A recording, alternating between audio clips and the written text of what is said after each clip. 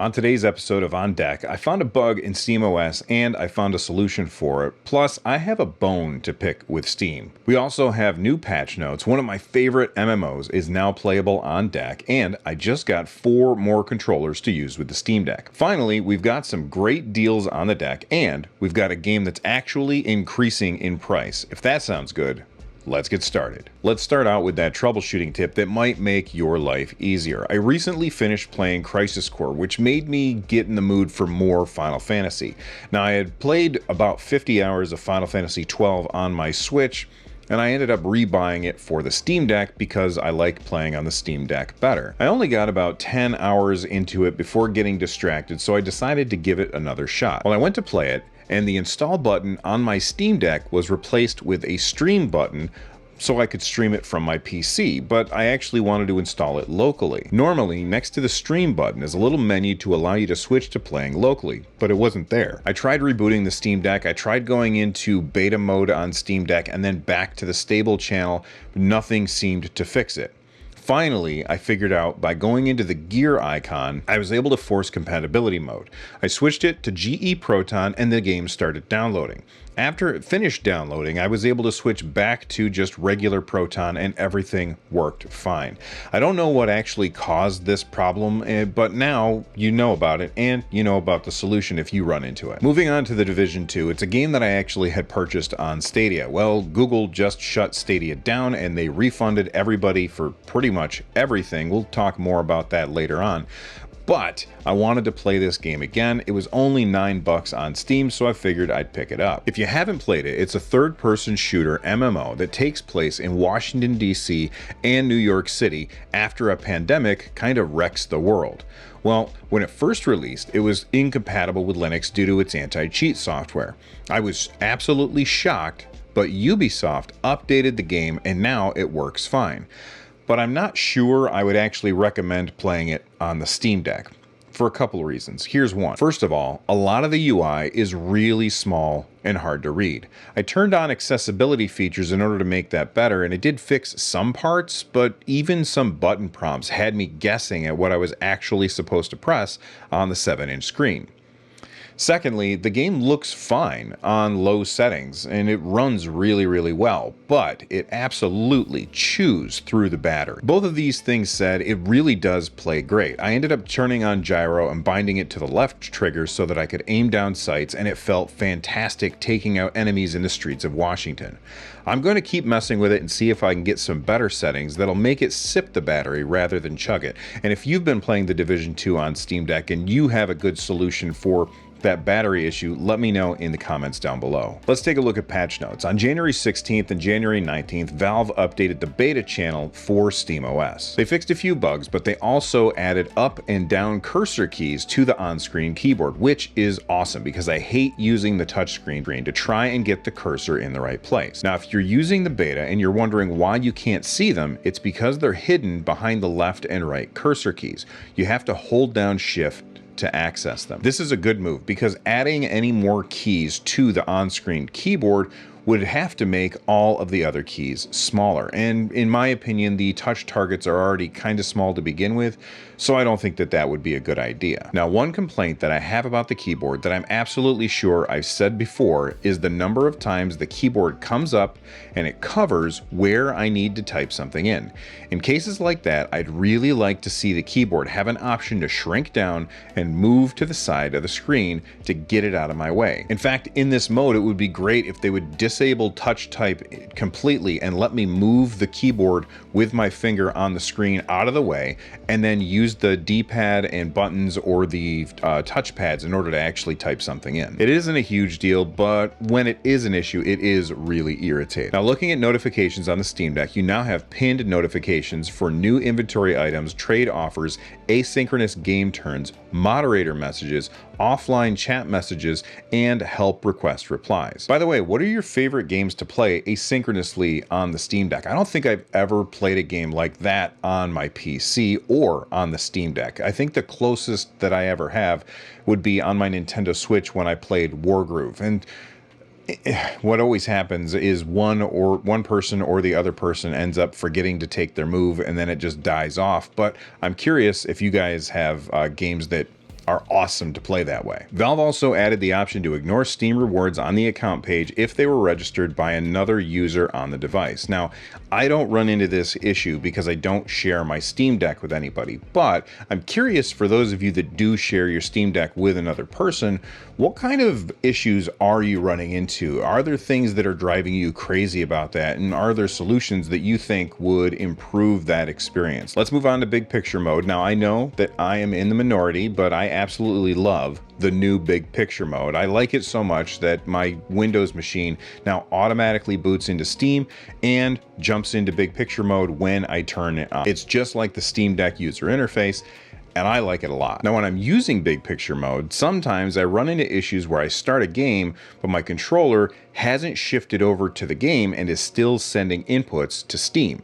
So I'm trying to play the game and nothing is happening. In the new beta software, big picture mode should now let go of your controller a little bit quicker so you won't have this issue. They also updated Steam input to put the controller and keyboard on screen at the same time if you have a big enough screen. This is great, but I couldn't get it to work. Now, my computer is hooked up to a 4K TV, which I would assume is a big enough screen in order for this to work, but it doesn't work for some reason. Every time I go into Steam input, I always see the controller and the keyboard on separate tabs. So if you know what I'm doing to screw this up, let me know. Speaking of those tabs, let's say you're binding a keyboard and mouse game to a controller with Steam input. Well, most of your bindings are going to be from the keyboard, which previously every time you opened up the binding window, it would start on the gamepad tab and you would have to press R1 a couple of times in order to get over to the keyboard tab, and you would do this every single time. Well, in beta, it will now remember the last tab that you were on when binding something, so if you're binding a bunch of keyboard keys, it's going to keep opening up on the keyboard tab each and every time. I think this is really going to speed up making new layouts for a new game that you just picked up that doesn't have controller inputs configured. A gripe that I have when it comes to Steam is family sharing. This isn't anything new, but first off, the fact that I can't play any of my games if my son is using one of my games is just goofy. The way it should work is if my son borrows one of my games through family sharing, then I can't play that game, but I can still play all of my other games.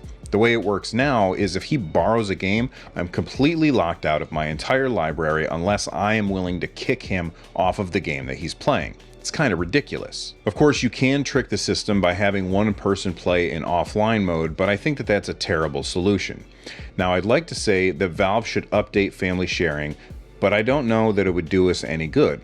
I was recently looking through SteamDB at the most followed upcoming Steam games, and I noticed that nearly all of them have family sharing disabled. I guess because Valve's implementation of family sharing is so goofy, a lot of people just never noticed this trend, or at least I never did. I totally get that publishers are absolutely within their rights to do this, and I get why they absolutely would want to do this, but at the same time, I just kind of wish that they would treat digital sales like a physical copy if you want to share it between family members. Even if they wanted to restrict it to people using the same IP address, I think that that would be totally fine. But I understand that they have to maintain control. And speaking of maintaining control, for those of you that don't know, this channel actually started out as a place to record episodes of Stadia Cast, a live podcast about Google Stadia. Each week on Sunday, myself and my co-host Lloyd would sit down and talk about all of the Stadia news, and a couple of hundred people would show up and we would have an absolute blast talking about it. We even had John Justice on the show a couple times. He was the VP over at Stadia. The reason I mention this is I know that quite a few people that subscribe to the YouTube channel were Stadia fans. And one thing that all Stadia fans have in common is that they all have a bunch of Stadia controllers, or at least one. Well, Google has now officially shut down Stadia, and they handled the shutdown so much better than they handled the service.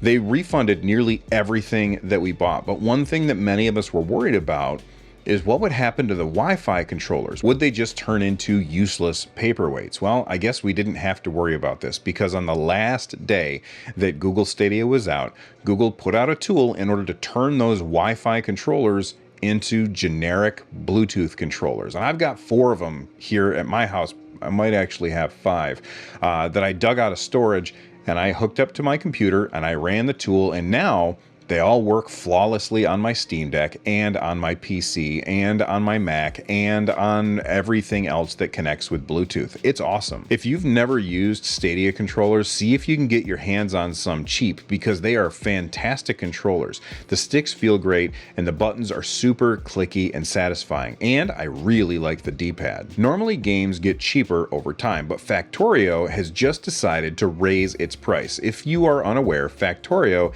is a factory management game that was originally released in early access in 2016 before its full release in 2020. The game's overall reviews are overwhelmingly positive, and the recent reviews are very positive. On January 26th, the game is going to raise its price from $30 to $35 due to global inflation. Now, you might think that you can just wait for the game to go on sale, but if you look at the SteamDB page for the game, you will see that the price never changes. In fact, the devs have specifically said that they have a no sale policy in order to respect the people that have already bought the game. And while I love getting a good deal on a game, I totally respect their stance there. It never feels good when you buy a game and then the next week the game is 50% off. So I guess if you're waiting to pick up Factorio, don't wait for a sale. It's never going to be cheaper than it is right now at $30. And if you watch this after the 26th, it's already gone up $5. Forspoken should be out pretty soon, but the publisher isn't letting any of the big sites get early access to review codes. Now, this does not necessarily mean that the game is going to be a bad game, but it's a red flag for sure. In addition to that, they recently released the PC recommended specs, and they are kind of nuts. I think it's safe to say that this game will not play well on the Steam Deck. The minimum specs require 16 gigs of RAM, 160 gigs of hard drive space, an AMD Ryzen 5 1600 or Intel Core i7 3770, and an AMD Radeon RX 5500 XT or a GeForce GTX 1060, and that will only get you 720p at 30 frames per second. Can you run this game on the Steam Deck? I'm going to guess probably, but it's probably going to absolutely destroy your battery, and you're probably going to get pretty terrible frame rate. I'm not sure if this is the fault of the devs for poor optimization, but I have run afoul of Square Enix's kind of rushed ports many times in the past. Though I will say I recently was playing Crisis Core on the Steam Deck and it ran flawlessly, and I know Final Fantasy VII Remake also runs really well on the Steam Deck, so maybe this game will run well, but I doubt it. Now let's move on to a game that I sure won't have nearly as stringent requirements. Endless Dungeon. This game has been on my list for a while now. It's a roguelite tactical action game that features online co-op dungeon crawling. It seems to play like an isometric dungeon crawler, think Diablo or Torchlight, but you and your team have to defend against hordes of monsters that are trying to attack your crystal. Well, it finally has a release date. Sega announced that the game will be dropping on May 18th, which is a way off, but I am hyped for it. I love the look of the game, especially the hyper-saturated colors and the over-the-top animations. You guys know that one of the best things about PC gaming is the non-stop sales. Well, I've got some Humble Bundles that you might be interested in. For those of you that don't know, I am a Humble Bundle partner, which means if you use my links to pick up these bundles, you are not only going to be getting awesome games at a cheap price, but you'll also be directly supporting the channel. So thank you to everybody who does. Humble currently has 3 bundles. First off, we have the Wadget I bundle. Now, I have to say, I'm not a fan of point-and-click adventure games. I always think that I'm going to enjoy them, and then I play them, and I get frustrated, and I don't have fun. But one of my best friends is also a member of our community Discord, and when I shared this bundle with the community Discord in our deals channel, his immediate response was, these are some incredible point-and-click adventure games, and there's 14 of them for just $10. The lowest rated of them is 88% positive on Steam, so if you are looking for some point-and-click goodness, I think this bundle might be for you. Now, if you're like me and you don't like point-and-click adventures, maybe you'll like this next bundle, which is the Fighting Farmers bundle. It's $14 for 7 games, and I haven't played most of these games, but I did play Forager on my Nintendo Switch, and I remember enjoying my time with it. That game is currently $20 on Steam, so for $6 less than the purchase price of Forager on Steam, you can get Forager and 6 other games on top of it. The last bundle is called the In Case You Missed It Gems of 2020 2022 bundle, and I have to admit, I missed all 7 of these games. I don't think I heard of any of them. Included in the bundle is Prehistoric Kingdom with an 83% positive rating on Steam. Then Zero Sievert, 92% positive, Submerged Hidden Depths, 94% positive, Superland 6 Inches Under, which is sitting at 97% positive, Haiku the Robot at 91%, Power Slave at 92%, and Sources of Madness at 85% positive on Steam. This seems like a really great deal, and if I didn't just subscribe to Humble Choice for Doom Eternal, I would probably pick this up. Again, if any of these deals sound good to you, make sure that you use my link in the description. All right, speaking of really good deals, Rockstar currently is having a Steam sale, and you can get games like Red Dead Redemption 2 for 67% off. I'm not actually a fan of Rockstar games. I don't like the way most of their games control, so this is not for me. But if you were somebody who wanted to play Red Dead Redemption 2 and you've been waiting this long, 67% off seems like a really good deal. Also, Titanfall 2 is on sale for $3 right now. It's marked as playable on deck, and I've heard nothing but great things about that game. Speaking of hearing great things, I've heard nothing but great things about these awesome people who are supporting this channel, either through Patreon or becoming channel members. So thank you very much for the support. From the Nerd Nest, I'm Bill. Stay rad, everybody.